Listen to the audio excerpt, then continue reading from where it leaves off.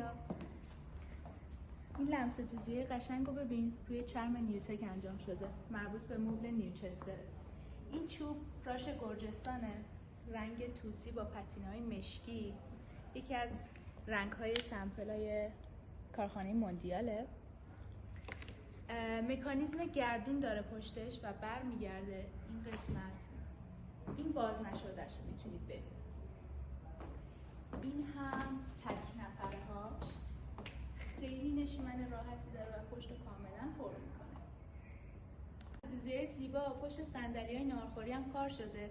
ترکیب دو پارچه گونی بافت و چرم کار رو خیلی خاص کرده. این هم لوگوی شرکتمون که مشخصه شرکت در واقع روی همه کارها میخوره. اون سمپل رنگی که بهتون نشون دادم، این رنگ توسی با پتینه‌های مشکی رو اینجا میتونید واضح‌تر مشاهده کنید. لایکی